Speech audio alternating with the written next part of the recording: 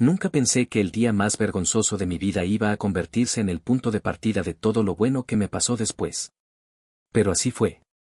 Y si me permites unos minutos, te voy a contar exactamente cómo ocurrió, porque todavía hoy, cuando lo recuerdo, me cuesta creer que todo aquello fuera real. Todo empezó con Valeria. Llevábamos casi 3 años juntos cuando me dejó. Y no fue una ruptura normal, de esas que duelen pero que con el tiempo entiendes y agradeces. No. Valeria se fue de una manera que yo no le hubiera deseado ni a mi peor enemigo.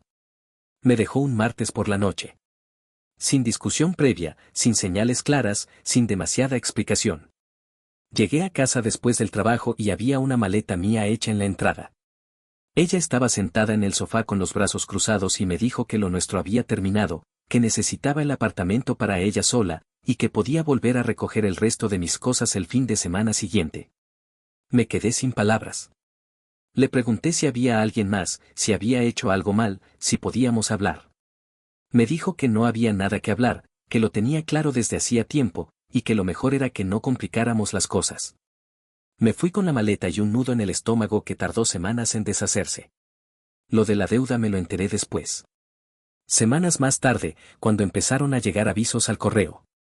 Resulta que Valeria había pedido un crédito de 5.000 euros a mi nombre, con mis datos, que yo en su momento había firmado sin leer del todo los papeles, pensando que era algo relacionado con el alquiler del apartamento.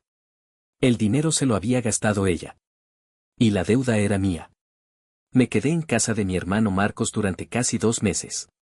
Dormí en su sofá, me levantaba por las mañanas intentando poner en orden lo que me quedaba de vida, y trataba de no pensar demasiado. Me decía a mí mismo que lo mejor era olvidar, pasar página, mirar hacia adelante. Y lo estaba consiguiendo, más o menos, poco a poco. Hasta que llegó el sobre. Era un sobre blanco, con mi nombre escrito a mano en la parte de delante. Lo abrí sin pensar demasiado, casi de manera automática, como se abren las cosas cuando no esperas que dentro haya nada importante. Pero dentro había una invitación de boda. Una invitación preciosa, de esas con papel grueso y letras doradas impresas con relieve. Valeria se casaba. Solo 4 meses después de haberme echado del apartamento, se casaba con otro. Con Rodrigo, un tipo de buena familia, con su empresa de importación y exportación y su ático en el barrio de Salamanca. Un hombre que, según Valeria me había dicho en alguna discusión de las nuestras, tenía exactamente lo que a mí me faltaba. Pero lo peor no era la invitación en sí. Lo peor era la nota manuscrita que venía doblada dentro. La reconocí enseguida porque era su letra, esa caligrafía suya tan cuidada, tan perfecta, de la que ella siempre se había sentido orgullosa. La nota decía, con toda la delicadeza del mundo, que me invitaba porque consideraba que era importante que yo pudiera ver que ella había encontrado la felicidad. Y al final, casi como de pasada, añadía algo que me dejó helado. Decía que la boda era un evento de parejas, pero que entendía perfectamente que yo probablemente no tendría a nadie con quien ir, así que era mejor que viniera solo y no se preocupara por eso. Me quedé mirando esa nota durante un buen rato, sentado en el sofá de mi hermano, con el papel en la mano. Y en ese momento sentí una mezcla de cosas que me costó mucho tiempo ordenar. Rabia, sí, desde luego. Pero también algo parecido a la vergüenza, porque en algún rincón oscuro de mi cabeza me pregunté si tenía razón. Si realmente yo no tenía a nadie. Si mi vida era tan vacía como ella parecía sugerir con esa frase tan calculada. Estuve a punto de tirar la invitación a la basura directamente. De hecho, la arrugué. La hice una bola con las manos y la sostuve así durante unos segundos. Pero luego la estiré otra vez, la desdoblé, la guardé en el cajón de la mesita y me quedé pensando. Esa noche no dormí bien. Le daba vueltas a todo sin parar. A los 3 años que habíamos pasado juntos. A las cosas que yo había hecho por ella, los sacrificios que había hecho sin que nadie me los pidiera. A cómo me había tratado al final. Y cuanto más pensaba, más claro lo veía, Valeria no me había invitado para hacerme un favor. No me había invitado por generosidad ni por madurez. Me había invitado para verme sufrir. Para verme sentado solo en una silla mientras ella llegaba del brazo de su nuevo marido y todo el mundo la miraba. Para que todos los que nos conocían me vieran a mí, derrotado y solo, y a ella, triunfante y radiante. Y entonces pensé en Sandra. Sandra es la prima de Valeria. Tienen casi la misma edad, se criaron juntas en el mismo barrio, fueron al mismo colegio durante años. Pero desde siempre, al menos desde que yo las conocí, Valeria la trató como si fuera un proyecto inacabado.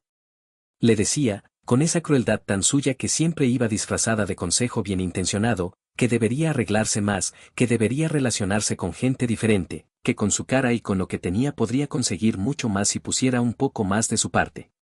Sandra escuchaba todo aquello con una sonrisa tranquila y serena, y luego no cambiaba absolutamente nada. Seguía siendo exactamente como era. Y eso, por alguna razón que yo nunca terminé de entender del todo, sacaba de quicio a Valeria de una manera que pocas cosas lograban. Yo conocía a Sandra de las reuniones familiares a las que había ido durante aquellos 3 años. Cenas de Navidad, cumpleaños, alguna celebración puntual. Siempre me había caído bien. Era de esas personas que no necesitan esforzarse para resultar interesantes, que hablan sin pretensiones y te hacen reír sin proponérselo, que están cómodas consigo mismas y eso se nota desde el primer momento. La última vez que la había visto fue en una cena de Navidad, hacía ya casi un año. Encontré su número entre mis contactos del móvil. Me quedé mirándolo un buen rato antes de atreverme a escribirle. No sabía muy bien cómo explicarle lo que tenía en mente, ni si ella iba a entenderlo, ni mucho menos si iba a querer tener ninguna parte en ello. Era una situación bastante extraña, tenía que reconocerlo.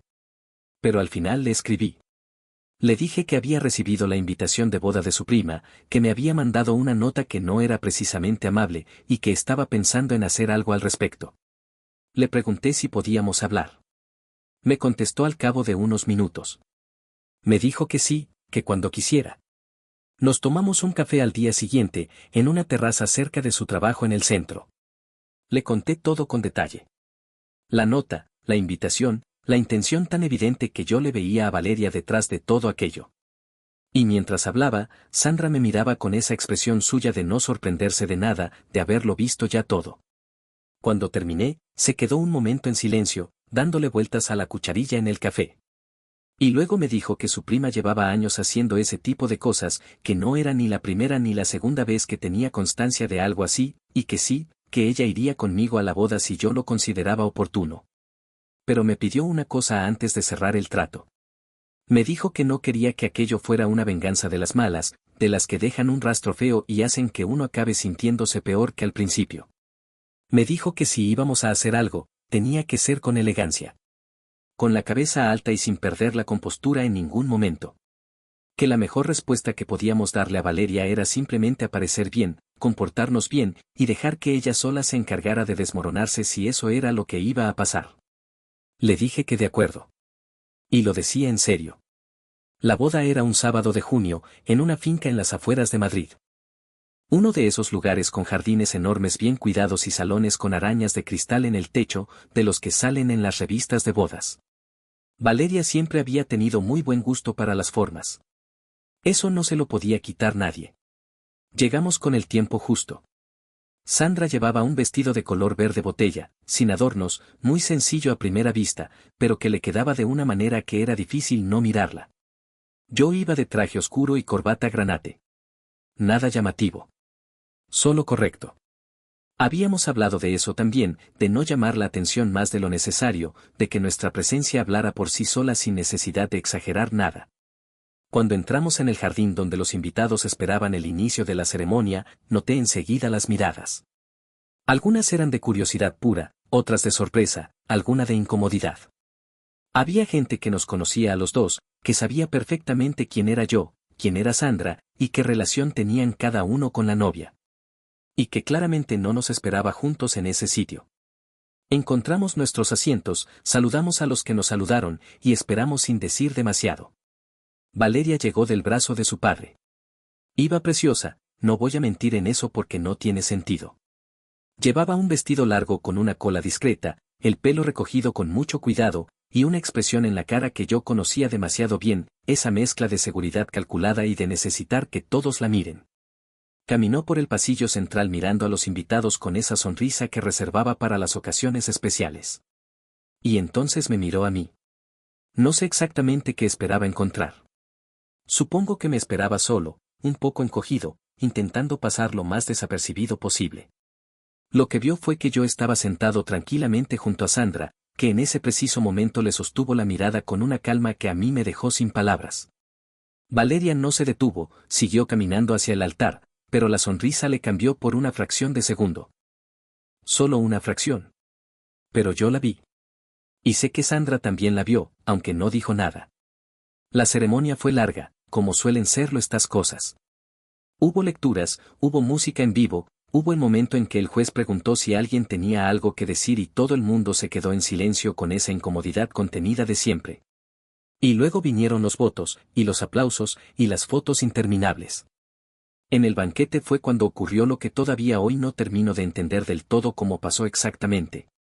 El padre de Valeria, que era un hombre bastante campechano y al que yo siempre le había caído bien durante aquellos 3 años, se acercó a nuestra mesa durante el aperitivo y empezó a charlar con nosotros con toda la naturalidad del mundo.